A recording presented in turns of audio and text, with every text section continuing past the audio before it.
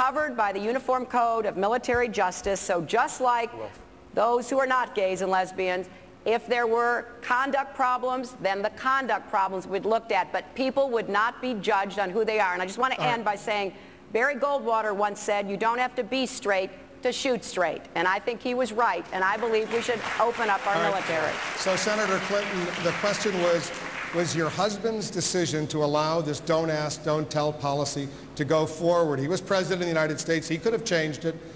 Was it a mistake? No, it was an important first step, Wolf. I mean, you know, there's a certain, I want to go back to my friend Joe Biden, because he's been around longer than any of us have in the Congress. And, you know, talking, he's a young man, he started young. But talking about this as though there is a reality out there that a president or a Congress can change with the snap of a finger does a grave disservice to the American people. We have a political process. There's checks and balances, and Joe remembers very well the Congress was adamantly opposed at the time to letting gays and lesbians serve openly.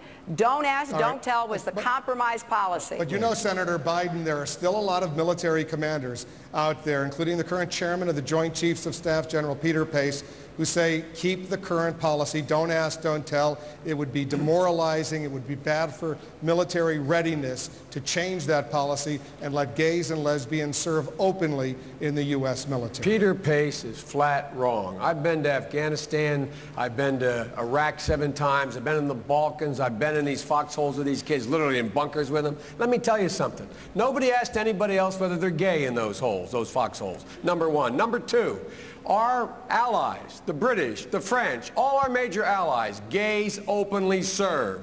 I don't know the last time an American soldier said to a backup from a Brit, hey, by the way, let me check, are you gay, you straight? This is ridiculous. And by the way, we got a war in our hands we're trying to end. In the meantime, we're breaking the military. 9,000 of these people have been kicked out. Senator, this is not a rational policy. Well, let me just do a show of hands. If you think it's time to get rid of the don't ask, don't tell something in the U.S. military, raise your hands. Should have been gotten rid of 20 years ago. Could I say there's another dimension. All of you agree on this, but Governor Richardson, go ahead.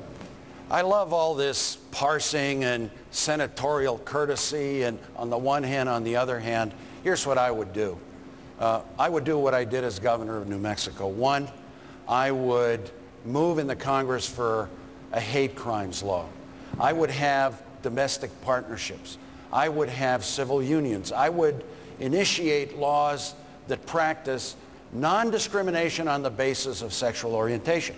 I would get rid of don't ask, don't tell. I voted against it as a congressman. A president has to show leadership. And this country should not be asking a person who is giving up their life for this country in the military should not giving a lecture on sexual orientation. Senator Edwards, I want you to weigh in on a related question. The governor of New Hampshire is here with us tonight. He just signed legislation into law in this state allowing civil unions. There are, all right, let's try to keep the applause down. The question is this: is it time to move beyond that and let gays and lesbians get married? Well, first of all, I think what the governor did and what New Hampshire's done is a great example for the rest of the country. Not only civil unions, but all the partnership benefits, including Senator Clinton talked about getting rid of this don't ask, don't tell policy. I don't think the federal government has a role in telling either states or religious institutions, churches, what marriages they can bless and can't bless. I think the state of New Hampshire ought to be able to make that decision for itself, like every other state in the country. I think every church ought to be able to make that decision for itself. And I think it's very important that we stand up against intolerance and against discrimination. But I want to add one thing on something that Governor Richardson said, because it's been a tone of everything that's been discussed here today.